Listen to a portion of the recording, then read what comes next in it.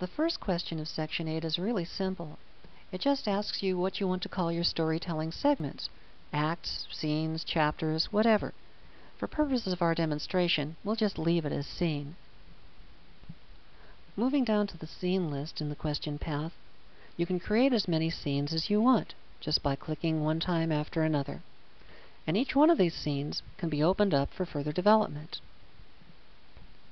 This window is very simple, but it's also very powerful. The heart of it is at the Add Appreciations area right here. This has a list of all the story points we've so far structured and illustrated. For example, if we go down to the objective story, we can see that the structural element, the objective story domain, is universe. And if we click at that point, then it shows up down here in the reference portion of the window. Here we can look at this and say, okay, how am I going to describe the objective story domain of universe? Well, that's a little difficult to do. So if you've done storytelling, if you've done illustrating already, check off the Show Storytelling button, and the words that you've written to describe that will show up here. Now here's a tip for all you inspirationists. You can go ahead and write in Dramatica all of your descriptions of the storytelling without ever structuring at all. And when you come here, you can then get that information you've written and refer to it for writing your scenes.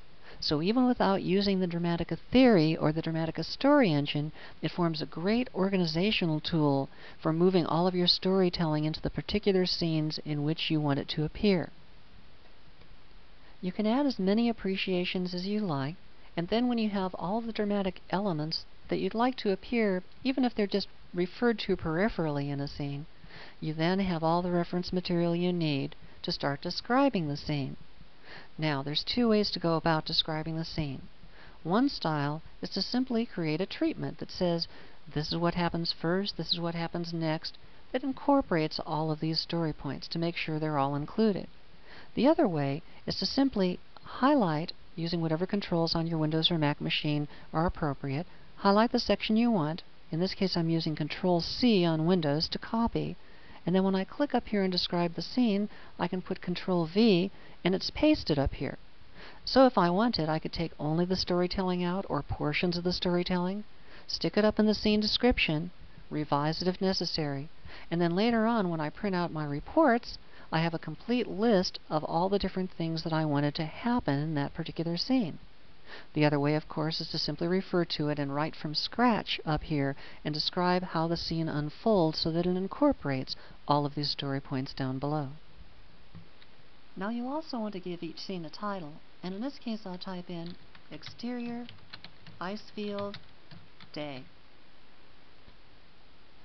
When we go back to the scene list, you can see that that has now become the name associated with scene number 1.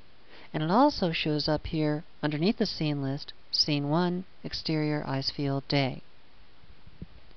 If you want to change the order in which scenes or chapters occur, you simply click on them and drag them to their new position. They automatically renumber themselves accordingly, but keep their names so you know what they are.